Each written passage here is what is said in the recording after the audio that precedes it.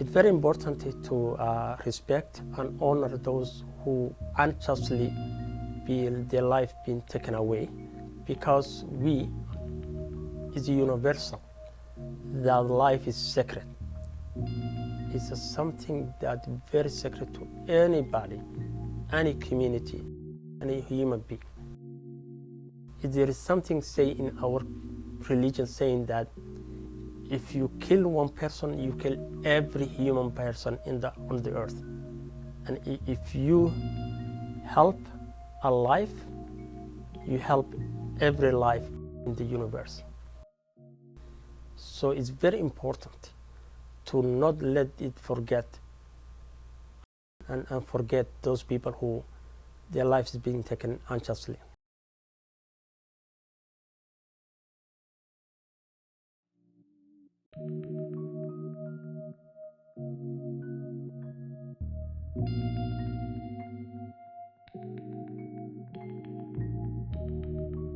Hi, my name is Muhammad Akor. I am the president and CEO of Taccalusa Institute. It's a non-profit organization based on Edmonton, Alberta, Canada. The organization's main activity is community capacity building and grassroots mobilization. What caused our young men become vulnerable to such a violence or potential violence? Because it's not only one who lost their life, there is many of them who are potential for that lifestyle. Is a lack of opportunity, racism, discrimination, marginalization, and above all, there is no support in any shape or form from their government. The family was informed that their loved one was killed, communicating with them, giving them update, let them know where the case stands and where it is stuck. And also, the next thing they will like to have it is the support from the law enforcement.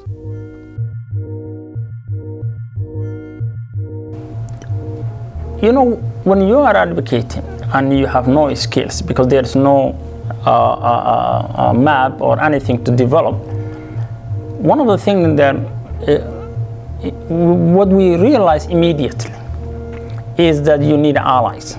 And allies, because the challenge is when you go there as a black person, as an immigrant, is what happened is that your voice is not, you're not going to have a sympathy, or you're not going to have a strong voice, which means that they will only tell them, okay, this is Somalis, even they've been separated from us, from African community. So then we look around and look out for allies.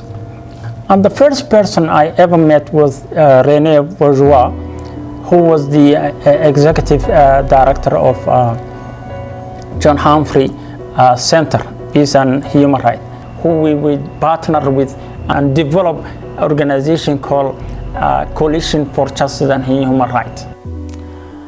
My name is René Bourgeois, and I am with the John Humphrey Centre for Peace and Human Rights. Mohammed actually had come to me because he had been suggested to come visit me as a resource to learn about what he needed to do to strengthen his advocacy. He was trying to figure out how to be an advocate, but yet, still earn revenue in doing that advocacy work. So we had a good relationship, and we just started regularly connecting and talking about our advocacy. And he was hitting a lot of barriers in his advocacy and the work that he was seeing. So we kind of became a place where we were bouncing off each other, exploring ways that we could take the issues forward in different ways. And so we really started emerging, I think it was about 2012, 2013. One of the things he was really actively noticing, and one of the big issues in the community was around particularly men.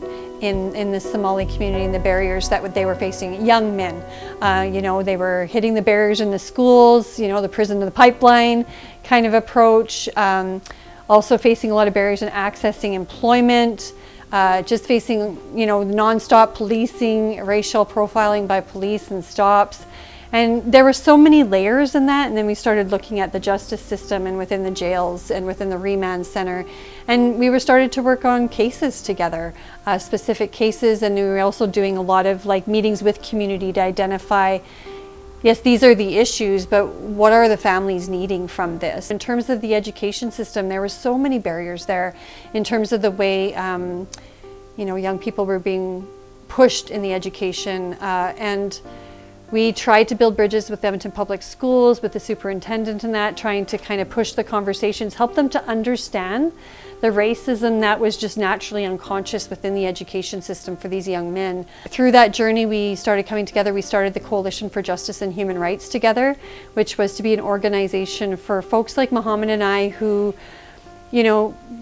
people who could come together and start doing the systemic advocacy work stronger together with other folks who are leaders of other nonprofit organizations and that. So Mohammed and I have a pretty long history. I see him as a very close friend of mine, and there's just one moment with Mohammed that I always think of that makes me smile. One time he said to me, "Renee, you keep the door open and I'll keep banging the drums." And I think that says so much about our relationship. I'm like the navigator, kind of opening the doors and getting us into spaces, and he's the one that'll come in and crash the party. So, yeah.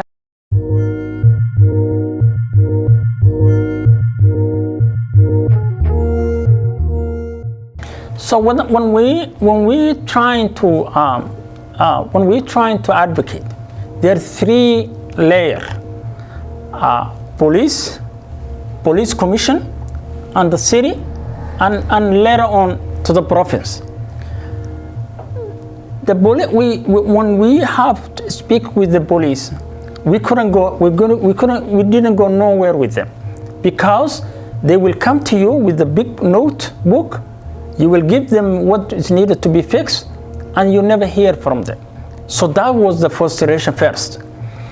The second thing happened was we engaged with the police commission.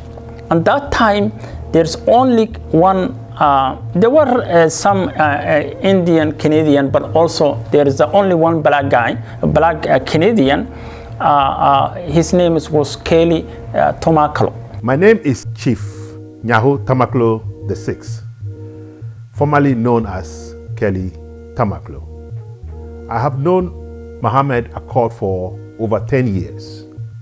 I got to know Mohammed when I became a board director of the Council for the Advancement of African Canadians, known as the Africa Centre. Mohammed was then a president of one of the Somali associations. He was a strong advocate for Somali issues. He was highly respected and revered by all levels of government in Canada. Together with Mohammed and other black progressive leaders, we decided to put at the forefront visible minority issues, especially the unfair treatment of Somalis. But our message is we are one family, one community. We have difficulties, we have problems. We need to address this issue, how we can reach our goal. That is where I am coming from. My name is Ahmed Ali. I am the Director of Social Injustice and Education Inequality Association. My community, they are a part of the other communities who are living in here. But at the same time, we are, you see, the visible minority. At that time, since we are the visible minority, the rules and regulations that's supposed to protect, you see, for the visible minority, or as a Canadians, was a little bit, harsh to us as a community. At that time, we came out as educated people, who have a knowledge and who have experience for how the government works. At that time, that advocacy is not a negativity that we are, fighting with the government, but our advocacy is to build the bridge, how we get a better service from the government and we become a better citizens in the country.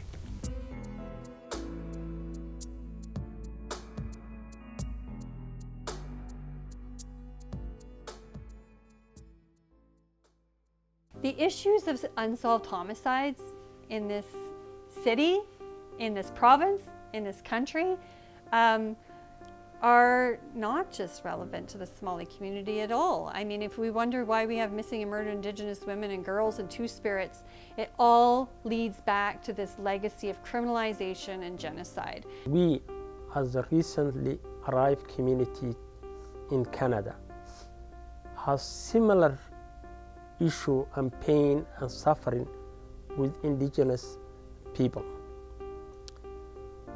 They have been suffering these cases for far too long, and they still suffering. They have missing and murdered people, the same thing that we have. So they share with us their experience with the Canadian system.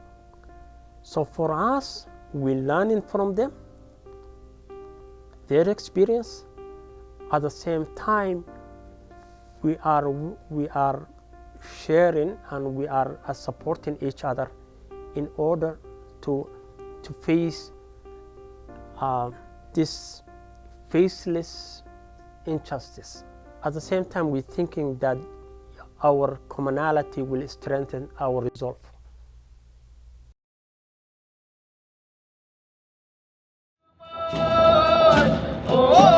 My name is William Cardinal Maurer. I am relatives to Jacob Sansom. He's my cousin, and Maurice Cardinal. He's my uncle. They were brutally gunned down by the side of the road in Glendon, Alberta, March 27th, 2020. The farmers who killed them were able to plead not guilty and then take it to trial, basically, even though there was evidence against them. It's a colonial court system, so anything could happen. They could walk as well, and so I feel like in some degree we'll get justice, but in another degree there's always that fear as an Indigenous person that we might not.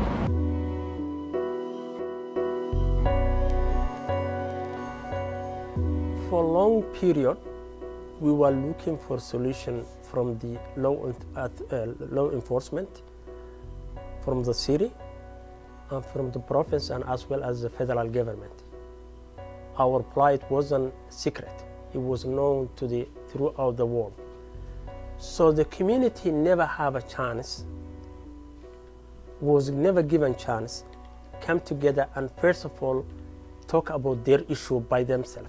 So this is the first time we say that, wait a minute, why don't we come together first and talk about what we are facing as a community, and also ask the other communities to share with us who have a similar issue, for example, Indigenous.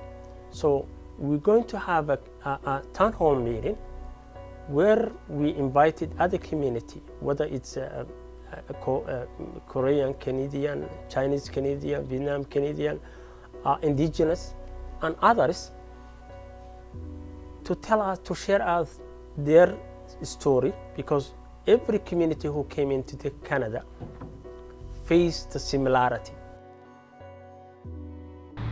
To share in that pain and to share in that grief, it's almost like a collective trauma, and to share each other's pain is really important on the pathway to healing. And obviously stronger together, like if each racialized community showed up and stood together, we'd be unstoppable. Here to share their perspectives on the issues with us and to open up the conversation. So this is a dialogue, it's a conversation. The idea is for it to be thought-provoking. The idea is to get you to think and speak. So we don't want you to just think of something and hold it in. You have to share it as well. Our request is that we must, in order to give space for everyone, keep the comments 1 to 2 minutes so we can continue the conversation and ensure that we all benefit from it.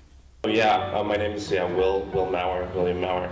I work for the Bissell Centre here in the city. I do street outreach for the Bissell Centre.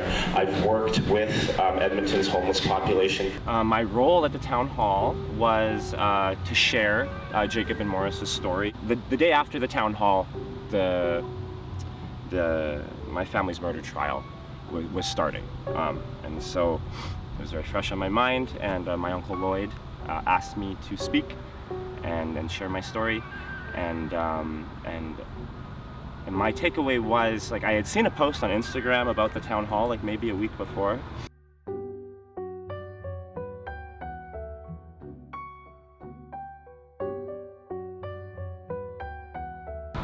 Like, unheard of, like, I read that and I couldn't help but think about, like, Indigenous people, And like when my cousin and uncle were murdered, it barely broke local news, And when they were murdered, when Indigenous people get murdered, when people of color get murdered, the people will ask, oh, what were they doing?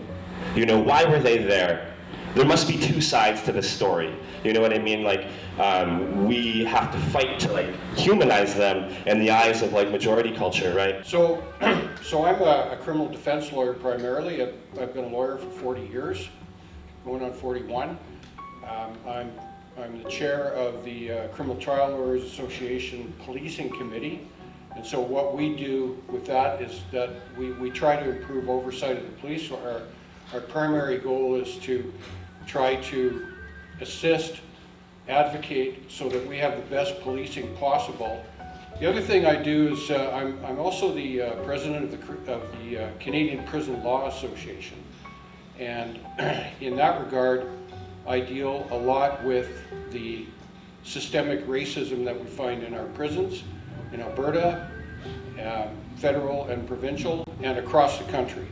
Every week we used to see about 5 or 6 youth from the Somali community dying, and I'm sure our Indigenous people also have been having those kind of issues as well, and I feel sorry for them as well. And so it came to a level where my colleagues at work came to me and said, what's happening in the community? That's how I get involved. The question also is question of justice in terms of people who are going to jail is also another issue. A lot of people from the black community and also our Indigenous people also make up the largest when it comes to our justice systems and so on. So there's a systemic issues, whether it is from the all level of government, not dealing with the issue itself. At that time, in the town hall meeting, it was giving us a relief that when the issue came to the floor, the police were there, the criminal lawyers were there. You see, the communities are there. Indigenous people who are suffered in the system also was there. At that time, we felt that, you see, that it is giving us a relief that our issue today become on the floor. At that time, the accountability comes from the top. There must be at the top to be accountable, then the bottom will be accountable. That is one of the problems we minority we face, whether you are an Indigenous, whether you are an Asian, whether you are a black. It is a problem that we cannot be solved until we find someone who's respecting the Constitution and the rule of law. Today we don't have that.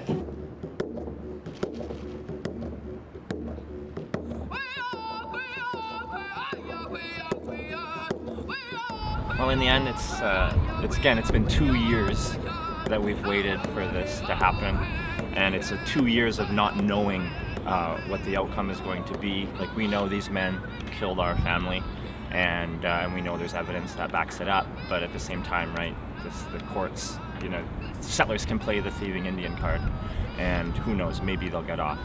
And so to sit in the courtroom and, there's a video of the murder, and it's been made public, it's been posted. There was a video camera on a building in the intersection they were killed at that caught everything. And so we get to sit in court, and Sarah Jacobs' Jacob's wife, gets to sit there as they replay this video over and over again. And Ruby, Morris's sister and Jacob's mom, gets to sit there and watch her son and her brother die over and over again, and just to hear them talk about Jacob and Morris, and they don't even know who they were. They've never even met them before. You know, they don't know their character. They don't know the love they gave. They don't know the joy they brought. And so to sit there and watch them slander and speculate about men they had no idea of, just is extremely painful, and it's extremely re-traumatizing just having to go through that every single day for the past 2 weeks, basically.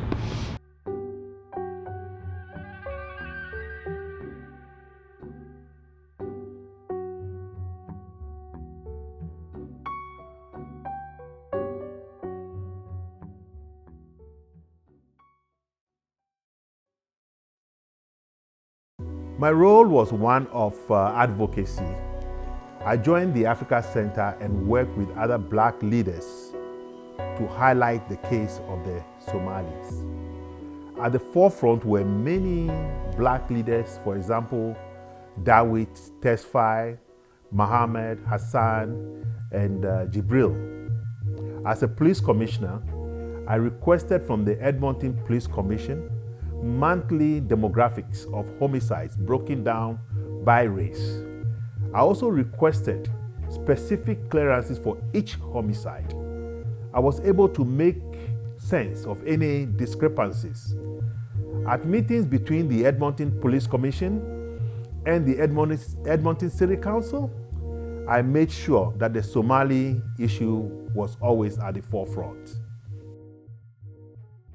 If the justice becomes sick, it is equivalent like the medicine. When you become sick, you need a medicine. If the medicine becomes sick, where you will go? You have no way to go, nothing. You will die.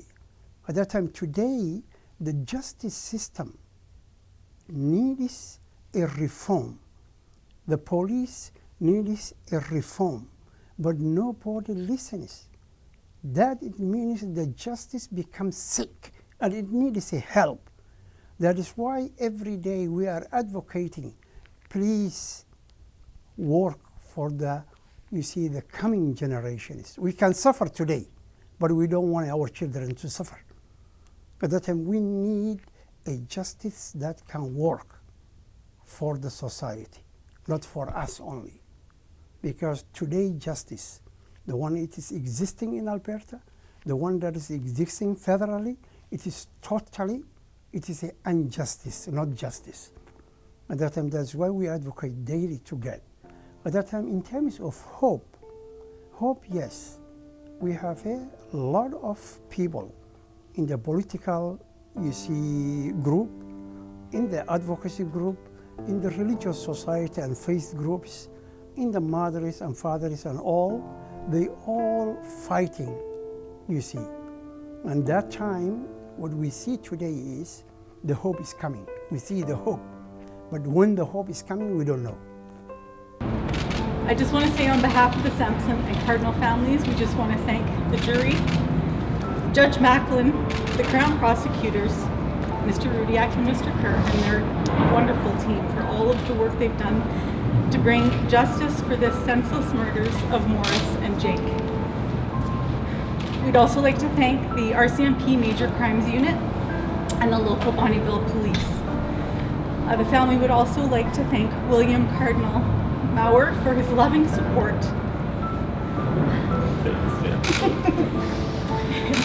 His loving support, his wonderful community of friends for all the meals that they've provided for the family over the last 3 weeks.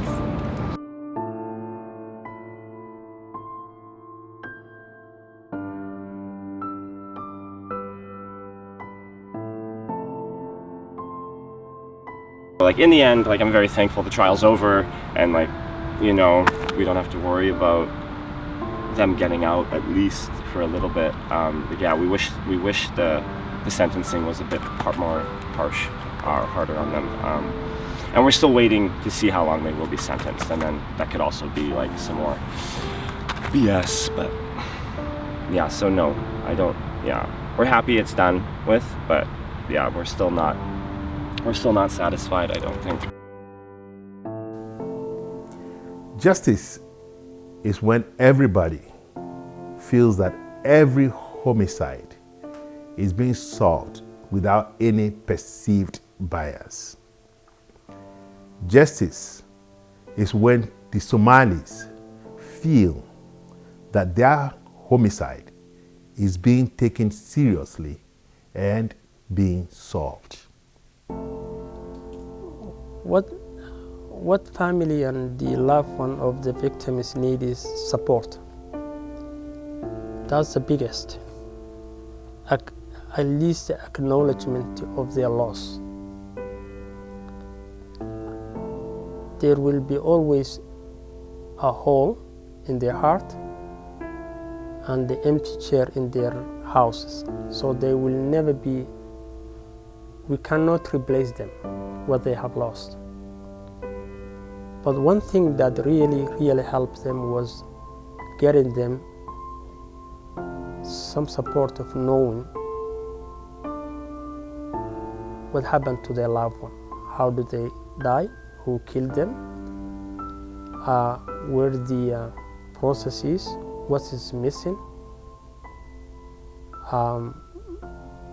If there is any information that they can provide, all those one thing will help.